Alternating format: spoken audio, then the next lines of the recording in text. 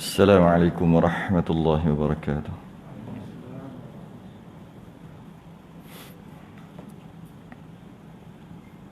إن الحمد لله نحمده ونستعينه ونستهديه ونستغفره ونعوذ بالله من شرور أنفسنا ومن سيئات أعمالنا. من يهده الله فلا مضل له ومن يضلله فلا هادي له. أشهد أن لا إله إلا الله وحده لا شريك له وأشهد أن سيدنا محمدا عبده ورسوله. اللهم صل وسلم وبارك على سيدنا محمد الفاتح لما أغلق والخاتم لما سبق ناصر الحق بالحق والهدي إلى صراطك المستقيم. صلى الله عليه وعلى آله وأصحابه حق قدره ومقداره العظيم. اللهم نور بالكتاب بصري وأطلق به لساني واشرح به صدري واستعمل به جسدي بحولك وقوتك فإنه لا حول ولا قوة إلا بك. سبحانك لا علم لنا إلا ما علمتنا إنك أنت العليم الحكيم. ولا حول ولا قوة إلا بالله العلي العظيم. Amma ba'du. Pertama sekali kita rafa'kan kesyukuran, alhamdulillah. Rasa terima kasih kita kepada Allah Ta'ala. Allah masih lagi benarkan kita duduk dalam majlis ilmu salat maghrib secara berjamaah, yang mana solat maghrib ataupun solat berjemaah ini satu nikmat yang besar.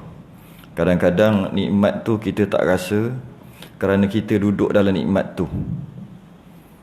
Kita duduk dalam nikmat tu, maka kita tak terasa nikmat tu. Maka kadang-kadang Allah bagi kita sikit peringatan, ujian, peringatan untuk kita rasa balik. Kadang-kadang kita tak rasa. Orang Selangor rasa sangat. Baru je sehari dua ni dah boleh 40 orang. Bukan sehari dua, baru hari ni kan, tak silapnya, baru hari ni boleh sembahyang Jumaat. Itu pun 40. Itu pun 40 orang je. Jadi kadang-kadang kita yang duduk dekat Pahang ni tak berapa nak rasa nikmat tu. Nikmat tu, maka Allah bagi kita ujian sikit sehari dua. Ya, sehari dua, beberapa hari ni, supaya kita rasa balik nikmat tu. Kita rasa balik nikmat tu. Sekarang ni rasanya masing-masing dah rasa dah nikmat tu. Nikmat solat berjemaah, nikmat duduk dalam majlis ilmu. Jadi mudah-mudahan kali ni je lah ujian tu. Lepas ni tak ada lah, mudah-mudahan. Kerana ujian yang Allah timpakan ni sepatutnya kita kena muhasabah diri kita sendiri. Mungkin hasil daripada kita juga, hasil daripada kesalahan kita sendiri. Mungkin macam tu. Boleh jadi. Mungkin kita langgar mana-mana larangan Allah. Mungkin ada. Muhasabah diri masing-masing. Dzalika bima qaddamat yadaka wa anna Allaha laisa bidhallamin lil 'abid. Yang demikian itu adalah disebabkan perbuatan yang dikerjakan oleh kedua tangan kamu. Sesungguhnya Allah sekali-kali bukanlah penganiaya hamba-hambanya. Mungkin ada. Masing-masing muhasabah.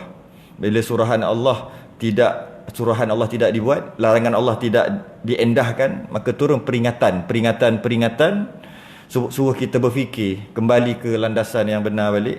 Mudah-mudahan dengan kita fikir tu, mudah-mudahan ada yang tersilap tu kita betulkan. Jika ada, ma asabaka min hasanatin fa min Allah, wa ma asabaka min sayyi'atin fa min nafsik.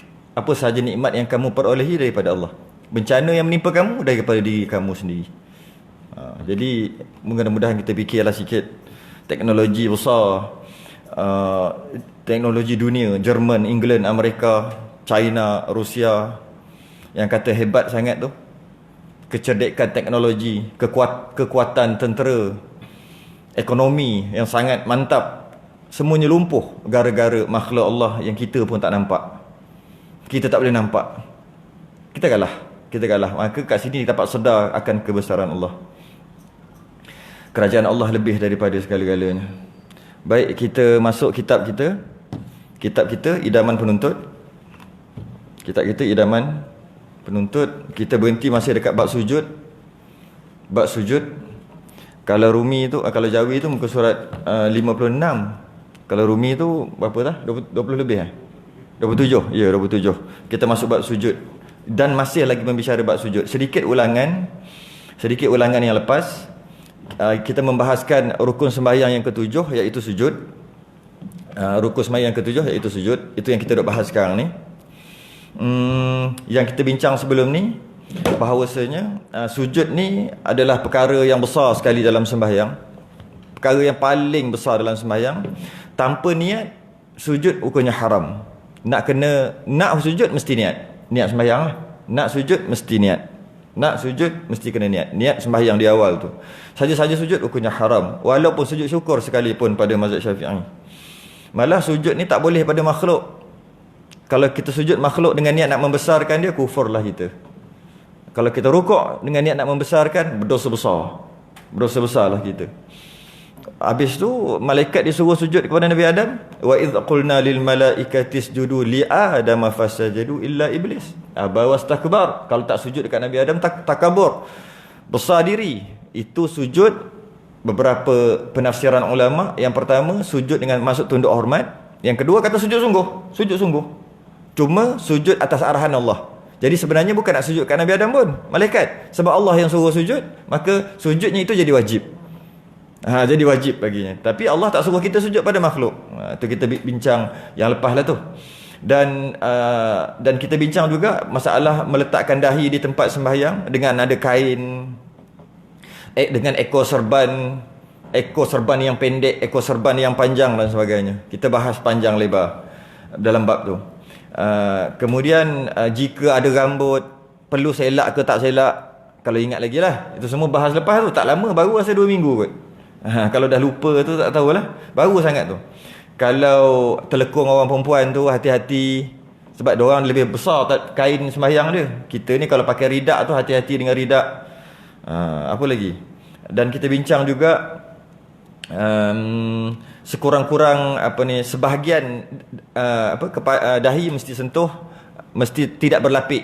Tapi bahagian yang lain tak wajib berlapik pun tak apa. Contohnya pakai sarung tangan, lutut, memang lutut ada sarung lah. Kita punya kain sarung, kita punya jubah. Dan kaki tu boleh pakai stokin. Kalau nak pakai stokin, boleh pakai stokin. Kemudian apa lagi kita bahas? Kalau ada luka, balut seluruh dahi kita, berbalut. Adakah nak kena buka? Tidak perlu. Sekadar sujud kerana sukar untuk membukanya. Walaupun ada sedikit najis pun dimaafkan kat situ. Kemudian kita bahas lagi berkaitan dengan tapak tangan dan tapak kaki tak wajib. Sunat aja untuk buka, tak wajib tutup. Dan yang perlu kena pada bumi adalah tapak tangan dan tapak kaki. Jadi tapak tangan senang lah. Macam ni tapak tangan dengan maksud kita kepilkan dua ni. Nak lagi mudah, ambil bedak, kita ambil bedak tu, kita sebelah tangan, kita buat macam ni. Jadi kita buat macam ni, dan ini kita buat macam ni.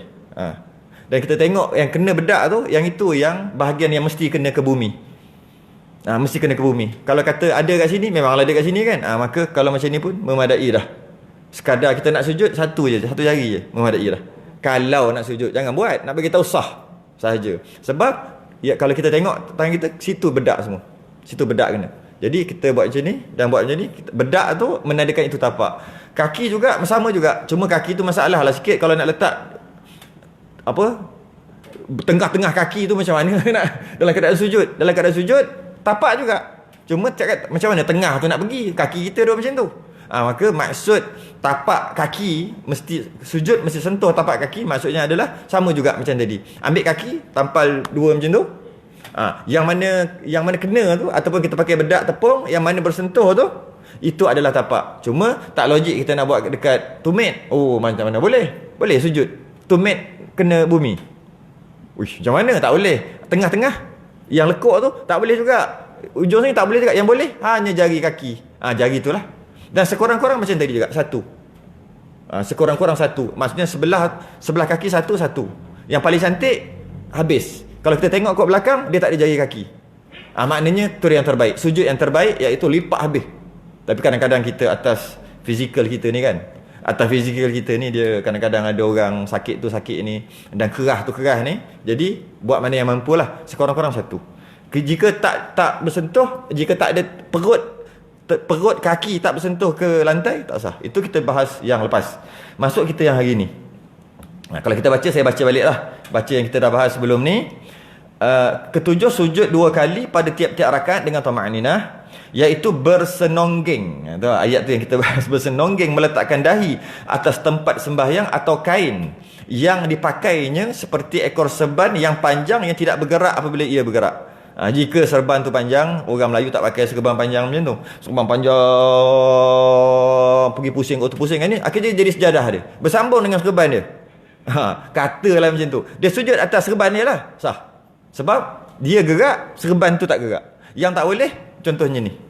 Ini pendek sangat pula. Ni. Ni serban juga. Kita gerak, dia gerak. Kalau kita sujud, tak sah. Semua dahi. Kalau sikit tak apa dah. Tak ada masalah. Kalau semua, tak sah. Tapi kalau kain orang, tak apa. Kain orang sebelah. Biasa orang perempuan juga. Ketika dia nak sujud, kain telekong dia pergi ke sebelah. Kawan ni tak payah nak selak, tak kata. Cuma bila dia nak bangun nanti kena tarik, seret lah sikit. Tu sikit. Bersenonggeng tu dia panggil. Bersenonggeng, meletakkan dahi atas tempat sembahyang. Sekurang-kurang sebahagian daripada dahi hendaklah kena pada tempat sujud itu dengan keadaannya terbuka. Jangan berlapik dengan suatu. Jika ada lapik ni saya tidak sah sujud, kecuali kerana ada balut luka yang sangat susah dan sukar hendak membukanya. Ketika itu baru diluluskan dengan tiada payah dibuka dan sah sujudnya dengan tiada wajib qada sembahyang. Ni kita dah bahas 2 minggu lepas. Melainkan jika ada najis di bawah balut itu, najis yang tiada dimaafkan, ketika itu wajib qada jika najis tu banyak yang tidak dimaafkan. Tapi kalau najis tu bukan najis, darah tu jika banyak, dan darah pula darah ajnabi, dan kita akan bahasnya dalam masalah darah nanti. Kalau dia darah dia banyak mana pun dimaafkan. Itu pun kita akan bahas nantilah. Najis yang tidak dimaafkan dengan maksud najis ajnabi. Tai, tek cicak tiba-tiba ada dekat dalam balutan tu. Tapi kalau darah dia sendiri, banyak mana pun dimaaf. Itu kita akan bahas nantilah. Adapun tapak tangan dan tapak kaki tidak wajib dibuka. Hanya sunat saja. Tetapi kedua-dua lutut, kedua-dua tapak tangan dan perut jari kaki wajib dikenakan pada lantai atau sejadah. Sekiranya tiada dilakukan demikian, niscaya tidak sah sujud. Okey? Kenakan, lapik tak apa. Kerana, masuk kita yang malam ni. Kerana syarat sujud itu hendaklah di atas 7 anggota. Sujud ni mesti 7 anggota. Nabi sebut, umirtu an asjuda ala sab'ati a'zamin. Diperintahkan untuk aku sujud di atas 7 tulang. 7 tulang belulang. Alal jibhah. Di atas alal jibhah, di atas apa tu? Di atas dahi, maksudnya dahi. Wa asyara biyadihi ala anfih. Wal yadaini war rukbataini wa atrafil qadamaini. Panjang hadis ni. Maksudnya Nabi sebut disuruh, diperintahkan aku untuk sujud, Nabi pun tunjuk. 1. 7 tu Nabi sebut ada 7 tulang. Nabi pun tunjuk 1. Lepas tu tangan 2. Lepas tu lutut, lepas tu kaki, jari kaki tu. Nabi sebut tu. Jadi kalau nak kira 7 lah. 1 2 2 2. Semua sekali 7. Dan tak termasuk hidung. Tak termasuk wajib, tak termasuk hidung. Pada mazhab Syafi'i, hidung hanyalah sunat sahaja. Tak wajib. Kalau kena, jadi 8 lah. Termasuk hidung. Yang hidung tu sunat. Walau macam mana pun, sunatnya sangat dituntut kerana pada mazhab Hanafi dan mazhab Maliki, hidung wajib kena ketika sujud. Tanda sahnya sujud, syarat sah sujud adalah hidung kena.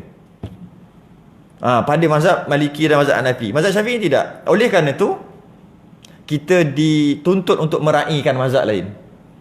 Walaupun bagi kita sunat, buatlah benda sukan yang susah pun. Bagi kena je hidung dekat tu. Tapi susah jugalah. Kalau mazhab Maliki, mazhab Hanafi, biasanya geng-geng ni, bangsa ni hidung mancung. Pakistan, India kan banyak pancung. Arab, kita je ni terpenyek hidung ni. Allah, nak sampai ke lantai kat susah juga kadang-kadang tu. Tapi cuba buat. Cuba buat. Biasanya hidung kena ke lantai, ke kapet, ke sejadah, sunat. Pada mazhab Maliki, jika tak kena hidung ke lantai, tak sah. Jadi risaulah juga kat situ. Jadi mazhab Maliki lebihlah sikit, lebih 1. Dan makruh kalau sujud dengan 9 anggota. Dia suruh suruh 7, dia terlebih pula 9. Kalau kurang 7 anggota tak sah. Contohnya tangan satu diangkat, dia tak letak, ataupun kaki sebelah diangkat, ataupun mungkin juga kaki tu dia tak lipat, dia buat macam tu je. Tak sah tu mazhab Syafi'i. Mazhab Maliki masih lagi sah. Sebab pada mazhab Maliki dia beza sikit, masih lagi sah. Mazhab Syafi'i tak sah. Sebab ini bukan perut jari kaki bukan ni. Ni kaki ni bukan perut. Perut ni yang sebut tadi tu, macam ni. Ambil tapak kaki letak dua-dua. Jadi kalau buat macam ni, malah ada orang angkat lagi. Ada orang letak di atas kaki, ke atas satu kaki lagi ke belakang. Macam-macam perangai ada. Tak sah sembahyang pada mazhab Syafi'i. Sujudnya tidak sah. Sujud tak sah. Itu kalau kurang. Kalau terlebih juga kalau terlebih juga tidak dituntut. Maksudnya bukan 7, 9. Macam mana dia jadi 9? Macam anjing, maka hukumnya makruh. 9 anggota, jatuhkan siku, jatuhkan lengan, seperti anjing, hukumnya makruh. Tak sampai batal, hukumnya makruh. Macam tu. Dengan tu. Biasa budak-budak lah. Orang tua tak ada buat kerja macam ni kan. Habis kat situ. Dan apa lagi nak sebut? Oh, ada sikit. Macam mana kalau dia tak ada kaki? Maksud tak ada kaki tu, dia kena potong. Cik manis ke apa ke, kena potong. Potong kaki tu pula dekat buku lali tu lah. Potong kat buku lali, sendi tu lah yang dia potong ni. Adakah perlu disentuhkan tapak yang balance yang ada tu? Tak wajib. Tak wajib sentuh di lantai. Kerana asalnya ada, tapi dah telah dipotong, dah tak ada. Berbeza dengan dia lahir dalam keadaan cacat, tak ada tapak kaki. Yang itu kena. Wajib kena kan. Contohnya kita ambil ni kaki, ini dia punya buku lali tu, dia kencing manis dia potong, ataupun accident dia potong.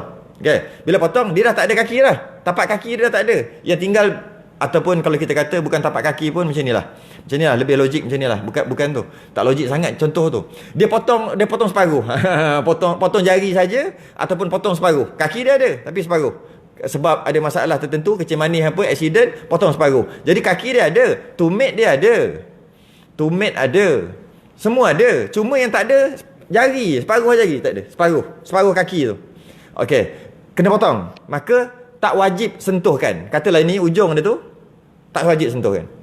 Tak wajib. Sunat aja. Nak letak, tapi elok letak lah, sebab lengoh juga nak angkat kan. Tapi cuma dari segi kewajipan tak wajib sentuh. Tapi kalau dilahirkan memang cacat macam tu. Separuh.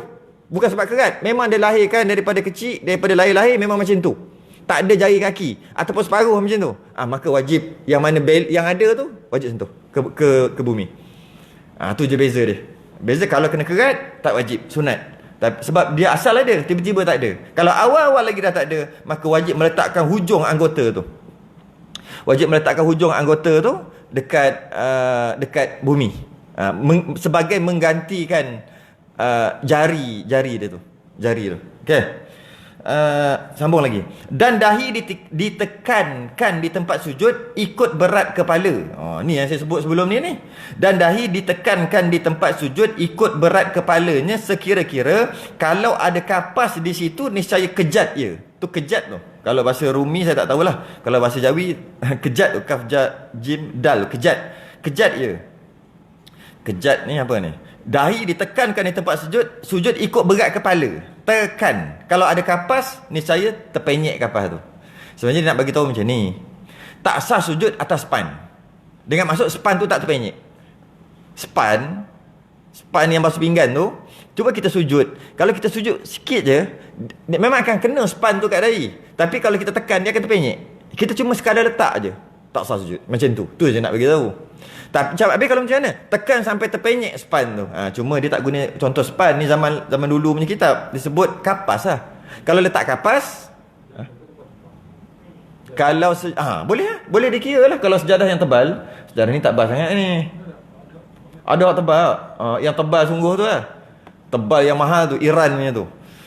Tenggelam, hilang dahi. Cari dahi tak jumpa. Pijak-pijak tenggelam kaki. Mana kaki aku ni? Tenggelam. Nak beritahu tebalnya, mahalnya. Sama, maknanya tak boleh. Sama dengan maksud dia kena tekan. Nak tekan nanti kita akan bagi tahu teknik dia tu. Sebenarnya tak perlu tekan, dia tertekan dengan sendiri. Cuma ada teknik dia lah. Jadi maksudnya kalaulah dia tu sekadar meletakkan, tak sah. Dia mesti tekan dengan maksud kalau ada kapas kapas tu akan terpenyek. Itu maksud dia. Kapas tu. Okey. Memberikan sedikit tekanan pada kepala dan tengkuk ni lah. Dekat dahi tu. Dan sebenarnya ketika sujud, ramai orang silap sujud. Silap bukan tak sah. Silap tak kena, tak dapat kelebihan sujud. Bukan kelebihan pahala, tidak. Kelebihan yang lain. Sembahyang ni, selain daripada dapat pahala, dia dapat kelebihan lain. Dapat tetapkan hati kita, dapat istiqamah. Macam-macam sembahyang ni kita dapat. Antaranya kesihatan. Tapi kita tak boleh niat nak sembahyang kerana kesihatan. Macam puasa jugalah. Puasalah kamu, niscaya kamu sihat, kata Nabi. Tapi dia puasa sebab nak sihat. Oh, tak boleh tau. Puasa lillahi ta'ala, tapi hikmahnya, sampingannya dapat sihat. Sama juga sembahyang ni boleh jadi sihat. Dengan buat cara yang betul, yang macam mana Nabi ajar, dia akan dapat sihat. Cuma tak bolehlah sembahyang sebab nak sihat. Tak boleh. Itu sampingan. Iaitu kalau kita sujud dengan cara yang betul, kita dapat ada hikmah ataupun ada kesan sampingan yang baik dekat kita, dekat kesihatan kita. Ramai orang sujud salah. Salah dengan maksud tak sampai hikmah tu. Sekadar sujud sah aja. Sah. Malah makruh pun tidak. Okey aja, tak makruh pun, cuma tak sampai. Iaitu beban semasa sujud dia letakkan dekat lutut dan tangan. Itu silap. Faham beban? Kan kita punya berat ni, kalau kita berdiri, semua beban kita akan pergi kat kaki, tapak kaki. Tapi kalau kita mengangkat lutut dengan tangan dua-dua ada, beban pergi kat tangan dengan pergi kat lutut. Dekat kaki tak ada dah, dekat tapak kaki tu. Dah sekadar letak macam tu aja. Tapi kalau kita letak je kepala daripada kita mengangkat tu, beban masih lagi di tangan dan di lutut. Itu adalah sujud yang salah. Salah dari segi hikmah. Beban tu kena pergi dahi. Macam mana beban nak pergi dahi? Nak tonyoh macam tu ke? Tidak. Maksud beban nak pergi dahi kerana tu, pada mazhab Syafi'i, sunat jarak ni, kalau macam takbir bertentangan ni. Kalau takbir, tangan bertentangan dengan ibu jari dengan cuping telinga, atas ni dengan atas telinga. Jadi macam ni, macam ni. Bukan suruh sini. Sini pun tak apa. Cuma sunat bertentangan tu macam ni. Ni kan, kat sini. Dari segi atas bawah ni. Okey. Itu ketika takbiratul ihram, angkat takbir dan sebagainya. Ketika sujud bukan di situ. Maksudnya kalau sujud kita terus ke bawah lah kan, dalam keadaan macam ni. Bukan. Kalau ketika sujud di bawah. Ni. Di sini. Ketika sujud. Ketika takbir, ini mazhab lain. Ke sini. Mazhab Hanbali sini. Allah. Sini. Mazhab Syafi'i sini. Dia punya kadar angkat dia. Tapi ketika sujud sini pula. Itu yang mazhab Hanbali dia rak balik tu.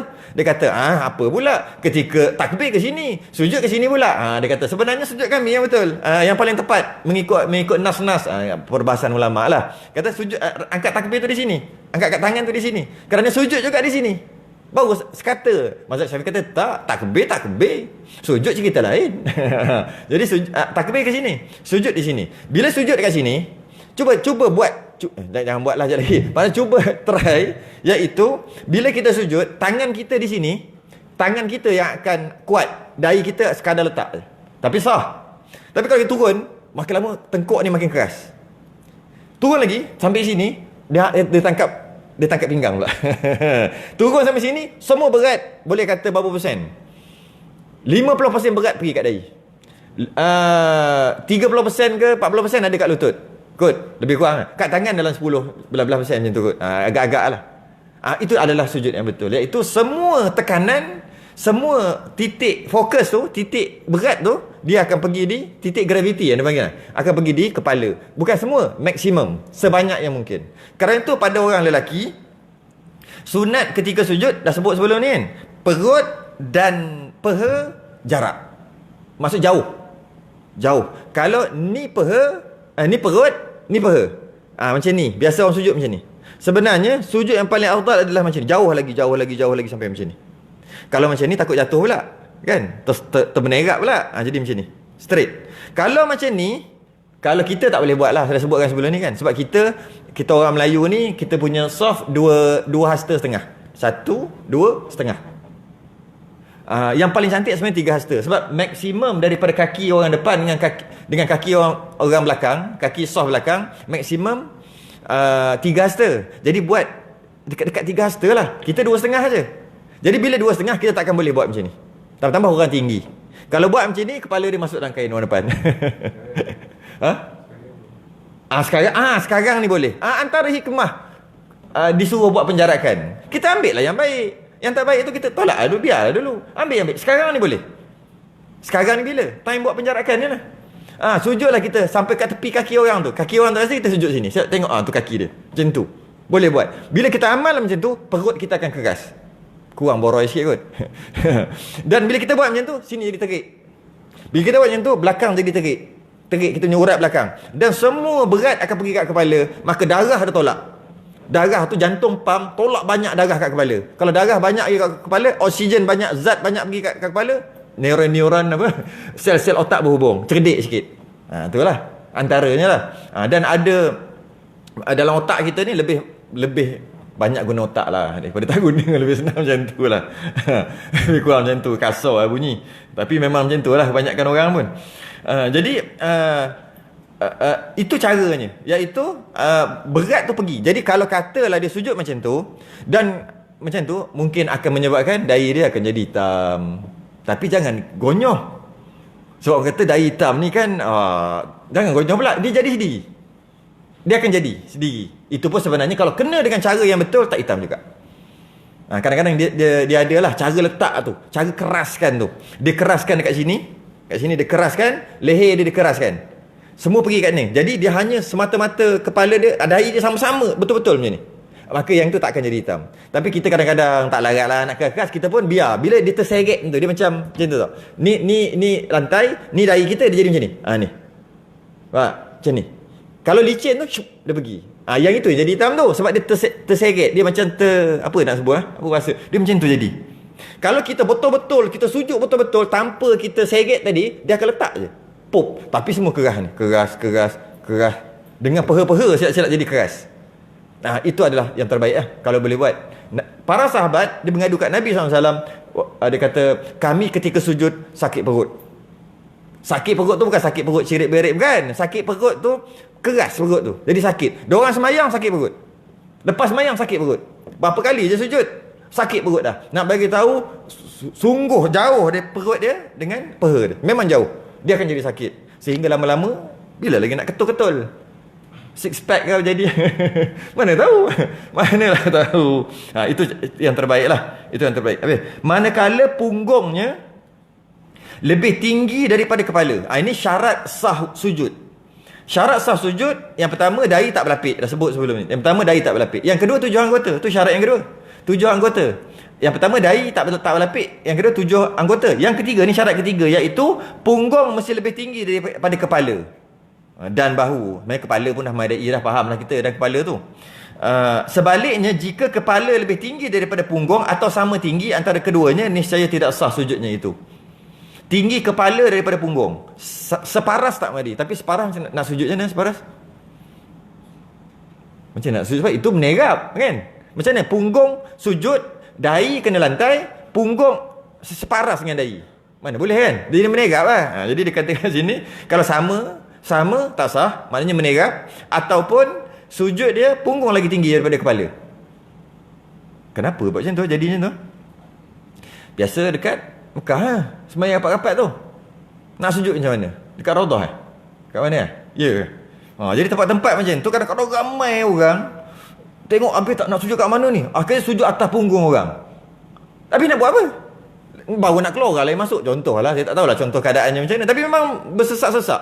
Baru nak sujud tak boleh, baru nak sujud tak boleh. Kita duduk iktidal ni. Bila kita nak sujud? Boleh kita sujud atas badan orang, boleh. Sujud ataupun kita sujud atas badan orang sah. Kalau anak kita duduk main kat depan tu, ketika kita sembahyang, kita boleh sujud atas dia. Dengan syarat tak ada najis lah dia tu.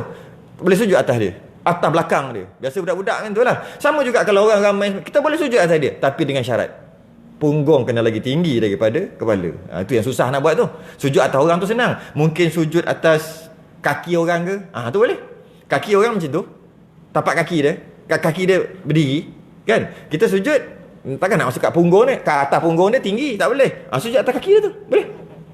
Ni kaki dia, contoh ni kaki dia. Dia sujud, ni sujud, Allahu Akbar. Macam tu. Atas kaki dia yang sedang terpacak, atas tumit dia, senang. Atas tumit dia yang sedang terpacak, boleh. Dengan syarat sama juga, punggung lagi tinggi. Yang itu punggung lagi tinggi rasanya kan. Tapi kalau atas punggung dia, rasanya tak boleh. Tak boleh jadi punggung jadi sama ataupun jadi sujud macam tu pula. Jadi apa sujud macam tu? Boleh. Boleh, tak ada masalah. Jadi buatlah. Memang jika tak boleh tu sujudlah atas orang ke, tak kisah. Cuma dengan syarat jangan dengan syarat mesti kepala lagi rendah, punggung lagi tinggi. Tinggi kepala daripada punggung. Sujud ni dia menandakan kita apa dia panggil tazallul, kehinaan. Sujud-sujud ni hina kita bila menghadap wajah tu, wajhiya lillazi fataras samawati wal ard. Aku hadapkan wajah aku dengan Tuhan yang buat langit dan bumi, maka bila aku hadapkan wajah aku je, menyebabkan waktu tu kita akan jadi hina, kita akan jadi kecil. Kerana ketika nak masuk sembahyang kita Allahu Akbar, maka yang lain jadi kecil. Tu hikmah Allahu Akbar, yang lain semua jadi kecil. Jadi lepas yang lain jadi kecil dan kita hinakan dengan sujud. Kita letak kepala kita di tempat yang lebih hina daripada tempat keluar najis. Bawah lagi. Tempat keluar najis itu asalnya Allah cipta manusia dalam keadaan berdiri macam tu kan. Tempat keluar najis duduk bawah, duduk tengah. Kepala duduk atas, otak duduk atas. Mulianya walaqad karramna bani Adam. Allah muliakan Bani Adam sebab tu dicipta manusia tu tegak. Sedangkan penciptaan binatang dicipta dalam keadaan merangkak, iaitu separas kepala dengan punggung. Dan ketika nak makan, kepala dia turun bawah ambil makan. Maksudnya makan tu memang kerja dia lah binatang ni. Kerja hidup dia untuk makan. Turunkan kepala dia bawah daripada tempat najis. Dan kita dapat faham hikmah dia tak ada halal haram binatang. Tapi manusia dia tak ambil mulut dia bawa pergi ke bawah, ambil nasi, tak ada. Dia ambil buat naik atas, mulianya.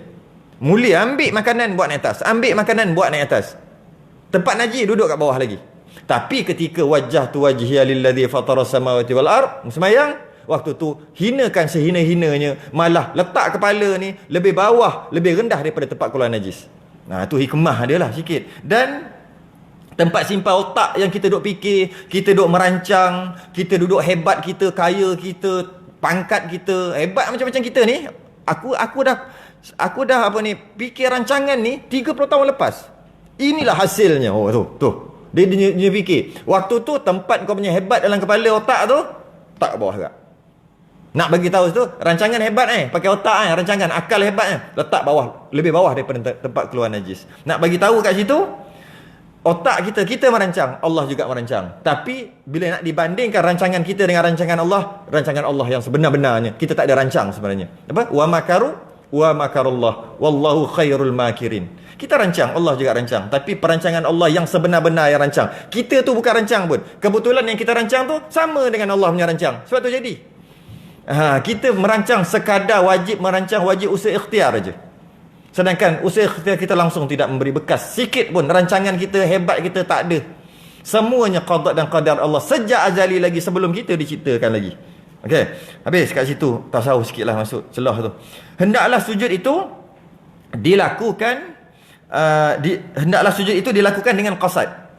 Maka jika ia terjatuh ketika ia sembahyang, kita sedang sembahyang tersungkur, tiba-tiba bongkoknya itu hendak dijadikan sujud, niscaya tidak memadai, malahan kena bangkit dahulu kemudian baru sujud. Dia sami Allahu liman hamidah, lepas tu macam ni sami Allahu liman hamidah, kemudian anak dia naik atas belakang, anak dia nak bergurau, lari, dia sami Allahu liman hamidah, pegang atas belakang, dia pun nak tersungkur, dia pun jatuh lutut dia, pup. Lepas tu anak dia pun pergi, alang-alang aku memang nak sujud je lah, tak boleh, dia kena bangun balik. Dia mesti sujud ketika i'tidal tu, aku nak sujud. Bukan cakap. Jangan cakap batal. Maksudnya nak buat apa ni? I'tidal sami Allah rabbana lakal hamd ni. Nak buat apa ni? Nak sujud. Sujud yang tu yang sah. Tadi tu bukan nak sujud. Tak. Tadi tu bukan nak sujud pun. Tapi dah memang nak sujud alang-alang, tak boleh. Dia hanya kerana lillahi ta'ala kita sujud. Bukan sujud je, sebenarnya semua sama. Rukuk pun sama. Kita baru je nak rukuk, kita lepas dah baca, kita nak rukuk je lagi, duk baca surah ni, tiba tertunduk atas apa sebab sekalipun lah. Bila macam ni je, alamak aku bukan nak rukuk lagi, tapi dah tertunduk macam ni, sakit pinggang ke apa ke, alang-alang rukuk terus lah, tak boleh. Dia kena kembali balik baru rukuk. Dia sama semua. Ketika duduk di antara dua sujud sama juga. Ketika sujud anak datang cokek, dia geli, tapi dia tak melatah batal pula. Dia pun duduk. Aku memang nak duduk atas sujud pun. Teruslah Rabbi fili warhamni. Tak usah. Dia kena sujud balik. Dia kena niat. Aku nak duduk sekarang ni. Yang tadi terduduk. Tu samalah. Hendaklah sujud itu dilakukan dengan qasad. Maka jika terjatuh, tersungkur ke, tiba-tiba bongkok tu, hendak dijadikan sujud ni saya tidak memadai. Malahan kena bangkit dulu. Kena bangkit dulu baru sujud balik. Sekiranya seorang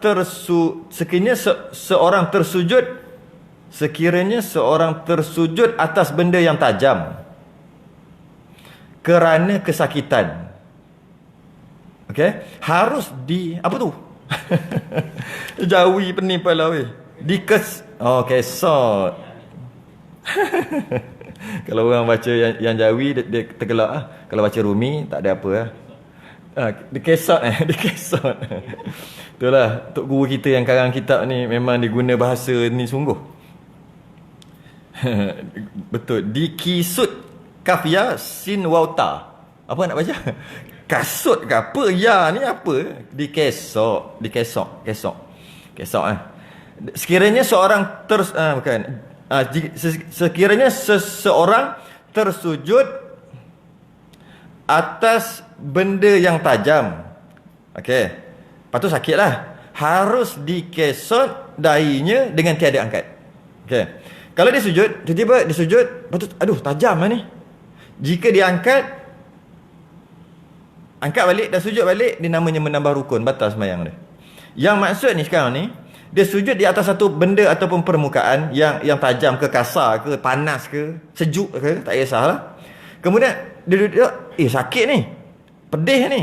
Dia pun kesot, dia tarik macam ni, tanpa mengangkat dahi, tanpa mengangkat, dengan tiada angkat.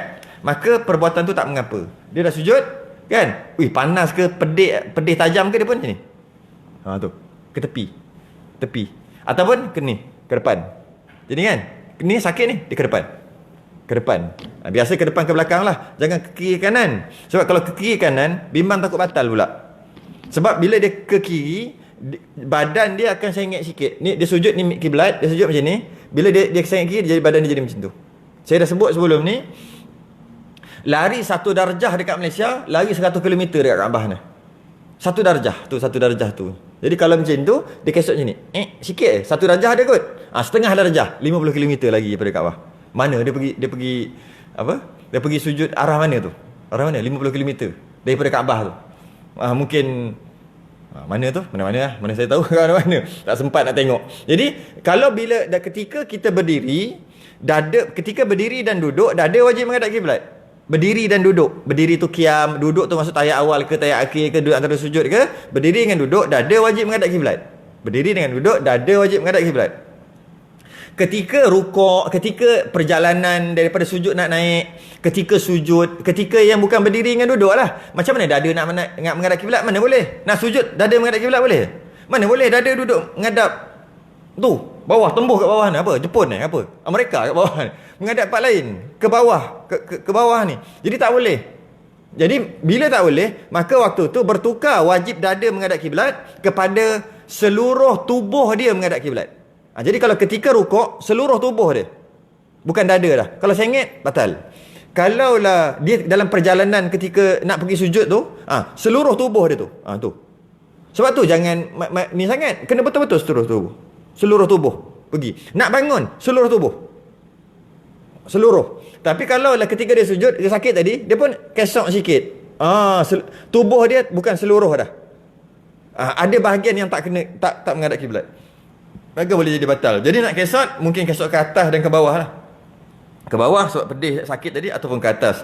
Jika dia tak angkat, secara umumnya, jika dia tak angkat, tak ada masalah. Dengan maksud, sah sembahyang ni. Tetapi jika diangkat dan dialih sebelum ada tamakninah, tak mengapa pula dah. Dan jika sudah ada tamakninah, niscaya tidak sah. Kerana tidak sah tu maksud batal sembahyang tu, tidak sah. Maksud batal sembahyang kerana bertambah sujud jadi 3 kali. Hukum berulang kali mengangkat dan meletakkan dahi atas sebab-sebab tertentu terbahagi kepada 2. Maksudnya dia sujud, kemudian dia angkat, terbahagi kepada 2. Yang pertama, dia Sujud, lepas tu sakit dia angkat. Sujud dan angkat dia tu kadar, tak sampai kadar tamakninah, tak sampai kadar subhanallah, tak sampai 1 saat setengah. Saya biasa guna ayat 1 saat setengah. 2 saat tu macam lama sangat, 1 saat tu macam kejap sangat. 1 saat setengah, itu namanya kadar tamakninah. Jadi dia sujud, aduh dia sakit ni, sujud tu angkat, masih lagi tak batal, sebab tamakninah tu tak ada. Kalau walaupun dia letak balik macam spring, dia sujud atas spring, sujud teng teng teng teng teng teng teng teng teng teng. Kalau macam tu kan, masih lagi tak batal. Sebab sujud pertama tak ada tamakninah. Dia angkat balik. Angkat dia tu, sujud balik, tak ada tamakninah lagi. Jadi tak sujud lagi. Dia belum habis sempurna sujud. Itu satu. Jika dia terus dia kena dahi dia, sakit tadi, tajam ke panas ke sejuk ke tadi, terus angkat. Dan biasanya orang macam tu kan, ke lama. Saya rasa kalau tajam terus angkat. Yang lama ni kalau panas dengan panas pun terus angkat kot. Sejuk kot lambat sikit kan. Sejuk tu dia. Dia sujud atas air batu kan, sejuk. Dia angkat, letak balik. Sebab dia rasa pedih-pedih sejuk tadi tu. Mungkin boleh membatalkan. Jadi sekarang ni dia tak ada tamakninah. Dia kena je. Aduh tu bukan dia cakap, saya yang cakap. Dia sujud, lepas tu dia angkat. Dia sujud balik. Yang itu sah, tak ada masalah. Sebab dia sebenarnya belum sujud. Nak sah sujud kena ada tamakninah. Dia belum ada tamakninah, jadi sah. Itu satu keadaan. Yang kedua, dia kata kat sini, jika sudah ada tamakninah, ni saya tidak sah kerana bertambah sujud jadi 3 kali. Sesudah dia sujud 1 saat setengah, baru dia angkat, baru dia terasa, dia angkat, sujud balik, batas sembahyang. Kerana sujud jadi 3 kali. Jadi kita dapat faham kat sini, nak jadi sujud 3 kali, tak semestinya, maksudnya dia bangun dulu, duduk, sujud, bangun, sujud. Tak semestinya macam tu. Nak jadi 3 kali, sekadar angkat, dah sujud, dah ada tamakninah, angkat, sujud balik, dah batal sembahyang dah. Dikira sujud dah. Dikira sujud 3 kali. Sebut kat sini. Okey, jadi jangan ada tamakninah tu. Kalau ada tamakninah, tak sah. Membatalkan sembahyang kerana melebih-lebihkan bilangan sujud jadi 3 kali. Kepala sahaja, ya. Tangan tak. Tak kisah. Yang penting ketika sujud, tamakninah tu ada. Maksud ketika sujud tu, walaupun macam ni, tangan dia duduk macam ni, bukan sengaja dia batal sebab lebih 3 gerakan. Tu batal sebab lain lah pula. Jadi kalau bila dia sujud, tangan dia pun bergerak sebab spring ke apa ke, ataupun dia terangkat panas ke tajam, samalah tadi. Angkat, letak banyak kali sekalipun dalam keadaan bukan sengaja, terpaksa ataupun tak sengaja, tak batal. Tak, cuma nak sah sujud kena pegun tu juga, kena tamakninah juga 1 saat setengah. Kalau tak ada tu, tak sah lagi. Kalau kaki pun sama. Kaki pun sama, teng. Tapi sengaja boleh batal lah. Sebab lutut, gerakan lutut adalah gerakan besar. Jadi kalau diangkat 2, 4, batal lah. Tapi kalau tajam, panas, sakit, krem. Saya pernah jumpa orang semayang lepas tu krem macam tu. Kita kat sebelah, agak-agak nak berhenti tak? Dia tiba krem. Dia sujud, lepas tu dia jatuh macam tu. Kaki dia dah masuk kita punya border lah. Soalannya, nak berhenti tak? Berhenti, solat fardu haram. Tapi nampak gaya dah menggelupur ni, macam ayam kena sembelih ni. Macam ni nak buat tau. Macam samalah sebenarnya hukumnya. Macam yang berlaku, pernah viral sekali berlaku dulu, yang imam kena menampar. Ingat lagi cerita tu? Apa yang makmum kena buat sebenarnya? Berapa orang yang batalkan? Kena tahu tu. Samalah dengan hukum tadi. Perlu ke batalkan sembahyang semua? Tapi sembahyang tu dibatalkan tak? Sembahyang Jumaat lah. Orang Syiah katanya yang menampar lah. dia tak puas hati apa bid'ah apa tah yang dia tak puas hati, dia kata dia pergi menampar. Tak mau cakap sini. Orang nak cerita hukum tu je. Tahulah apa yang telah terjadi. Dibatalkan sembahyang ke? Diberhentikan 3-4 orang, berhenti tangkap orang tu ke? Tak ambil. Memang viral lah, tapi kita ambil lah hukum. Kita yang penting hukum tu, sebab dia tak ada kena-mengena dengan kita. Rugilah tak ambil hukum. Takkan nak kena jadi kat sini imam kena menampar baru nak fikir hukum kot. Hukum tu yang kita nak. Bila jadi sesuatu benda macam tu, perlu diberhentikan atau tidak sembahyang tu. Makmum seorang dua je lagi berhenti, tangkap, tak perlu batalkan sembahyang, tak betul batalkan apa? batalkan jemaah semua. Malah imam tu silap-silap tak batal pun jika dia tak balas balik. Penampak biar. Macam nak cerita Hindustan tu, dish tak bergerak pun, kuatnya. Yang 2 orang 3 orang agak-agak pergi tangkap dia, imam teruskan. Tapi kalau imam tak puas hati, kurang hajar dia, balas balik, kurang pahal, batal lah imam. Dan jemaah tetap juga tak boleh batalkan. Mana boleh batalkan solat jemaah? Habis tu dia orang sembahyang lah. Macam mana? Tengoklah macam mana. Imam 2 naik ke? Bila imam 2 naik, seorang pergilah ambil mic letak kat sini. Sebab kalau ramai sampai bersaf-saf, tak dengar pula. Jadi orang belakang tak tahu apa pun. Tak tahu apa pun orang belakang tu, apa jadi pun tak tahu. Jadi apa usah kecoh-kecoh tadi. Tapi tengok Allahu Akbar. Follow aje lah. Tak boleh batalkan. Tak boleh batalkan.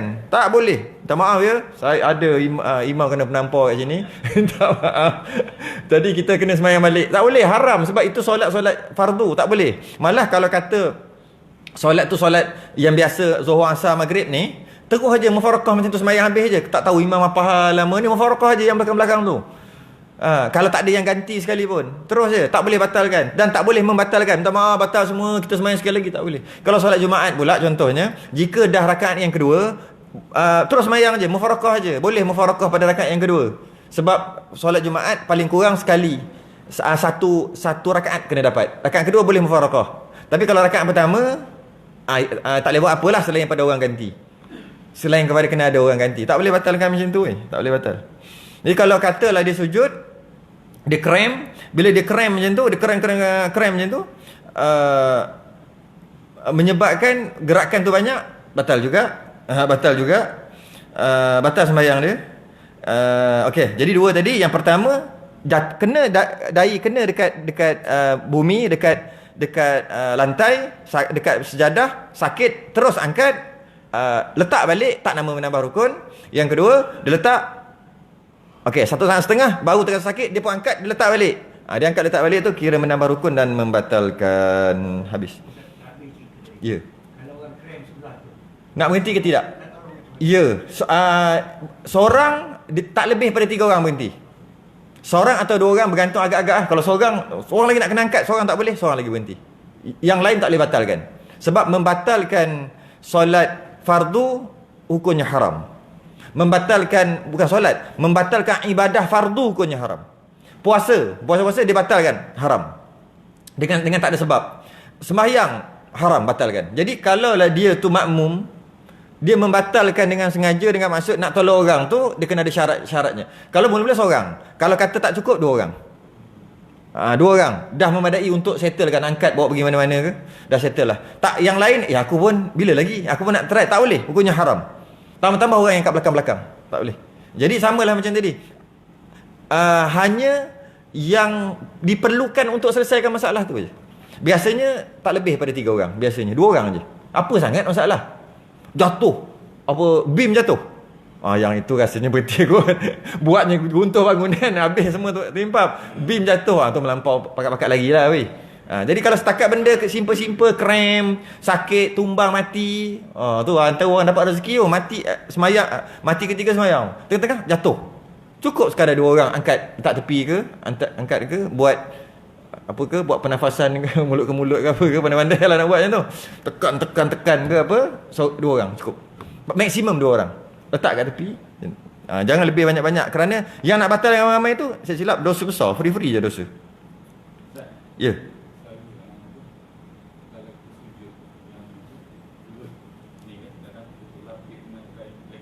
Tak. Yang hanya tak boleh lapik dahi saja. Dahi saja yang tak boleh lapik. Itu pun penuh. Kalau macam ni boleh lagi. Sebelah lapik. Boleh. Sebelah boleh lagi. Dahi je yang tak boleh. Dahi pun bukannya macam ni kan. Macam ni. Dia sujud tiba-tiba kat sini Ni tak nampak pula. Rasanya tutup semua kot. Kening tu. Okey macam ni tak sah. Tak sah. Tak sah. Tapi kalau macam ni je, sah dah. Sah. Nampak? Ni. Kena sini. Sikit. Kening ni kira sah. Kalau kena kat kening ni kira sah dah. Kening kat atas. Kalau kena sikit macam ni je, sah. Ni. Sah. Kalau rambut memang sah sebab bila kita tekan rambut tu dia akan terpenyek ke tepi. Senang cerita, ketika sujud hanya dahi wajib kena lantai untuk sah walaupun satu juzuk. Tu ayat dia. Walaupun satu juzuk daripada dahi. Walaupun sikit. Tangan jika ada lapik makruh jika tak ada sebab. Kaki jika ada lapik, maksudnya stokin dan sebagainya, makruh jika tak ada sebab juga. Tapi kalau sebab dia sejuk kan, sebab penyakit, lagi-lagi lah boleh. Pakai khuf lagi lah boleh. Sebab peraturan, ada peraturan dia, masjid besar-besar, peraturan dia punya bilal imam kena pakai stokin. Semua tu tak ada masalah, tak makruh lah. Ni saja-saja tak ada sebab dia lapik kaki dan tangan, makruh. Tapi lutut memang kena lapik. Kan?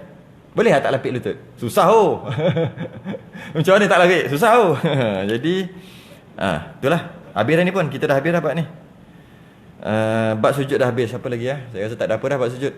Dan sujud bacaan minimum 1 untuk angkat tuntutan sunat subhana rabbiyal a'la tu sekali sekurang-kurang.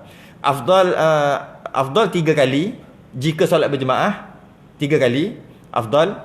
Jika seorang bukan 3 kali afdal, 11. Subhana rabbiyal a'la wa bihamdihi itu 11. Jadi dia beza. Ketika solat jemaah, imam atau makmum 3 kali afdal. Sekali lepas dah, maksudnya dapat dah sunat subhana rabbiyal a'la tu, cuma makruh dari segi bilangan dia panggil.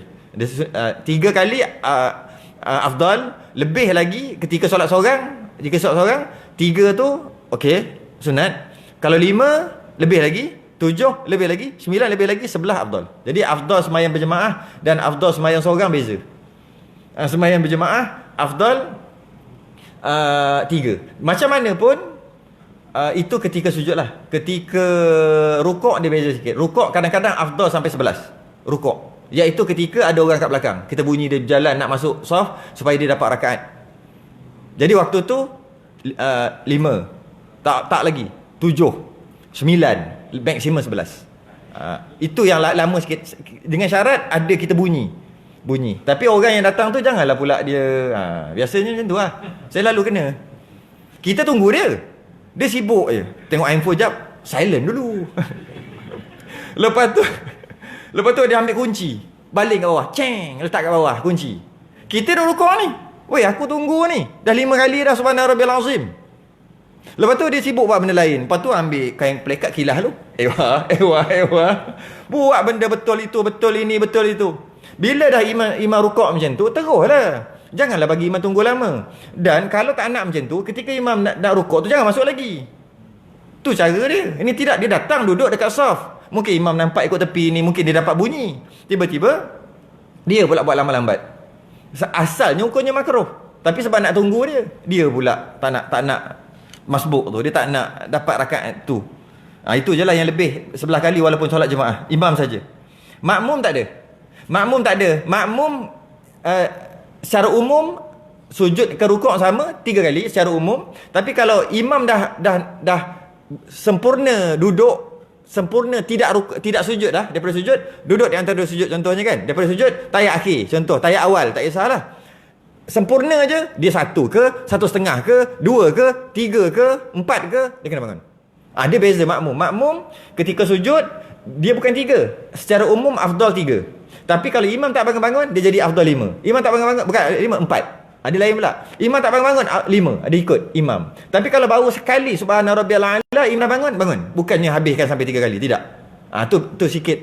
Dan termasuk juga sujud yang terakhir pun sama. Walaupun dia nak baca subhana rabbiyal a'la, imam dah bangun tayat akhir dah, bangun. Walaupun baru sekali, 2 kali, 3 kali, tak kisah. Walaupun dia ada nak baca doa, tak payah baca doa. Bangun terus. Nak baca doa juga sah. Tapi sembahyang tu jadi tak cantik. Tak percaya, cuba sembahyang tengah padang macam tu, ada 2-3 orang buat macam tu, lepas tu tengok aku atas. Pakai apa yang macam kau apa dia panggil? Drone. Pakai drone betul. Drone. Pakai benda tu, cuba tengok. 2-3 orang tertonggek kat situ. Huduh rupa. Sedangkan sembahyang kita ni satu baris macam baris malaikat. Sembahyang kita ni, soft kita macam soft malaikat. Tiba-tiba ada seorang dua yang sibuk nak berdoa ketika sujud. Sujud yang terakhir. Menyebabkan tak cantik dah sembahyang tu. Hukumnya makruh. Habis tu nak doa masa bila? Tahu tak, tempat doa yang paling mustajab ada dua tempat. Bukan satu dalam sembahyang, ada dua tempat yang paling mustajab. Mustajab banyak. Waladhdallin. Rabbighfirli wali walidayya. Amin. Ada orang tak tahu, tapi tu yang sunat. Yang bukan yang sunat, yang tempat yang mustajab. Yang ini paling mustajab ada dua tempat ketika sembahyang. Pertama sujud, yang kedua sebelum salam. Gunalah yang sebelum salam tu nak doa sebab imam dah bangkit. Janganlah buat uduh macam tu.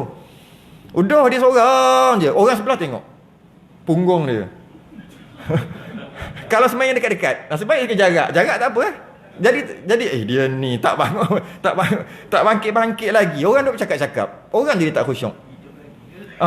Tak tahu mati dalam iman ke ni. dah ke? Pukul apa dah? Cukup kot. Cukup lepas sekarang. Jadi kalau nak ada doa sekali banyak mana sekalipun, ketahuilah bahawasanya doa sebelum salam lebih besar, lebih mustajab, lebih mujarab daripada doa dalam sujud. Dan sujud tu duduk nombor 2 lah kita nak kata di antara sebelum salam. Kerana sebahagian ulama mengatakan doa sebelum salam jika tak baca tak sah sembahyang. Pendapat dhaif dalam mazhab-mazhab lain pun. Oleh kerana ada sebahagian kecil ulama mengatakan jika tak berdoa yang doa yang muqallibal qulub tu dan sebagainya, beberapa doa lah. Tak doa sebelum salam, sebab fil alamin innaka hamidum majid tu sunat. Kama shallaita ala sunat. Allahumma salli ala sayyidina Muhammad wa ala sayyidina Muhammad. Yang itu je yang wajib dengan sudah ma'ad. Lepas tu ya muqallibal qulub sabit qalbi ala dinik wa ala ta'atik dan sebagainya, baca yang tu, ataupun baca doa yang panjang Allahumma fili ma qaddamtu wa ma akhartu wa ma asra wa ma a'lantu sampai habis tu boleh juga. Yang penting baca doa. Ataupun baca doa kita sendiri dengan bahasa Arab boleh juga. Tak baca tak sah sembahyang. Mazhab Syafi'i, mazhab kebanyakan jumhur mazhab kata tidak, tu sunat. Tapi ada sebahagian kecil ulama kata wajib. Tapi tak ada satu ulama pun kata doa ketika sujud wajib. Mana lagi besar? Ada ulama kata jika tak baca doa sebelum salam tak sah sembahyang. Walaupun seorang dua je cakap. Tak ada satu pun ulama kata doa dekat sujud wajib. Kalau tak doa ketika sujud batal sembahyang, tak ada pun. Jadi bila kita nampak tak dia punya berat tu kat mana? Dia lebih lagi sebelum salam. Lebih lagi sebelum salam. Malah jika kalau kata kita tak nak panjang-panjangkan sangat tahiyat akhir, jangan kita baca kama shallaita ta'ala. Kita baca doa lagi bagus. Lebih prioriti, aulawiyat, keutamaan dia baca doa. Jika kita malas, yang cantik kama shallaita ta'ala sampai habis, doa sampai habis. Tapi kalau kata malah kama shallaita ta'ala Ibrahim wa ala Ibrahim, pandai. Habis macam mana? Ya muqallibal qulub sabbit qalbi ala dinik. Cukup. Lepas Allahumma salli ala sayyidina Muhammad wa ala sayyidina Muhammad, terus doa. Itu lebih afdal daripada baca panjang-panjang kama shallaita ta'ala lepas tu tak baca doa. Aulawiyat, keutamaan kena tahu tu. Afdal yang mana satu. Cukup dah habis dah ni. Dan kita akan datang masuk bab duduk di antara dua sujud je. Betul. Duduk yang tadi yang keberapa tadi? Yang ke-7 tadi Loh, sebut yang ke-8 pula. Yang ni baru masuk yang ke-8. Yang tadi sujud yang ke-7, yang ni baru yang ke-8. Duduk antara dua sujud dengan tamakninah ni pula. Dan pendek aja ni. Dan kita masuk sekali dengan yang ke-9, membaca tasyahud. Membaca tasyahud akan datang, kita sambung. Tangguh dulu, kita sudahi dengan tasbih kafarah dan suratul subah.